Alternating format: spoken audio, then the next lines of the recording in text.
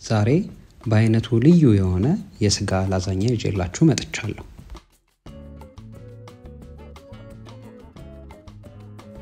የምግብ ዘይት አድርገን ስጋ እንጠብሳለን።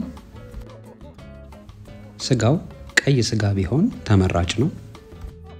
ስጋው ውሃውን እስኪጨርስ ምስሉ ላይ እንደምትመለከቱት እናበስላለን። ሽንኩርታችን ላይ ጨውና ውሃ አድርገን ካበሰልነው በኋላ ዘይትና ካሮት እንጨምራለን። ካሮትና ዘይቱ በደንብ ከተጠበሰልን በኋላ ስጋችንን እንጨምራለን። ስጋውን በደንብ ካበሰልነው በኋላ ቲማቲም ልጠን ፈጭተን እንጨምራለን። ቲማቲሙ ውሃውን እስኪጨርስ ድረስ በደንብ እናበስለዋለን። ቲማቲሙ ሲንተከተክ እጃችንን እንዳያቃጥለን ድስቱን ከደን አድርገን ብናማስለው ተመራጭ ነው። 2 የሾርባ ማንኪያ ነጭ ሽንኩርት እንጨምራለን።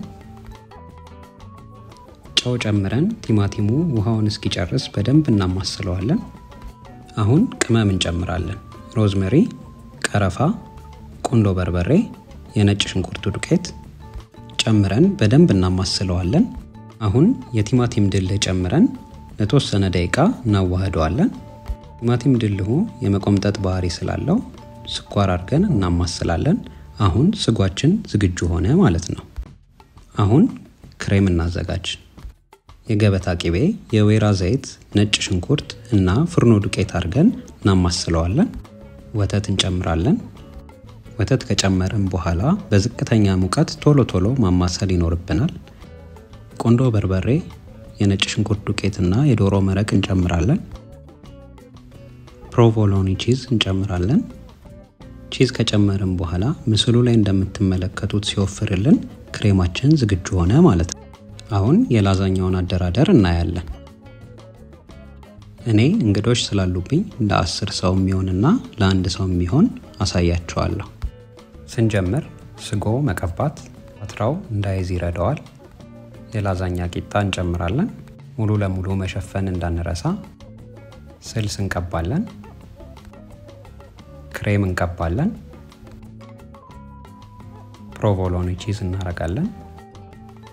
ቂጣ እናረጋለን። ስጎና ክሬም እናረጋለን። ፕሮቮሎኒ ቺዝ እናረጋለን። ፓትራው እስኪሞላ ድረስ ባሳየዋችሁ መሰረት እንቀጥላለን። መጨረሻ ላይ ቺዝ ከማረጋችን በፊት እንቁላል በወተት መተን እንጨምራለን። አሁን ከላይ የሞዞሬላ ቺዝ እንጨምራለን። የመጨረሻውን ቺዝ ባናሳንሰው ይመረጣል። ጦስኝ እናረጋለን። የላይኛው ክፍል ቶሎ እንዳይቃጠልብን በፎይል እንሸፍናለን። አሁን ትልቁ ላዛኛ ላይ የሰራነውን ሂደት እዚህ ጋር እንደግመዋለን። ይሄ ለአንድ ሰው በቂ ፖርሽን ሲሆን ፍሪጅ ውስጥ አስቀምጠን ኦቨን ውስጥ እያሞቀን መመገብ እንችላለን። ከጨረስን በኋላ ኦቨን ውስጥ በ200 ዲግሪ ለ30 ደቂቃ ያህል እናበስለዋለን። አሁን ላዛኛችን ዝግጁ ሆነ ማለት ነው። ጥያቄ ካላችሁ አስተያየት መስጫው ላይ ጻፉልኝ።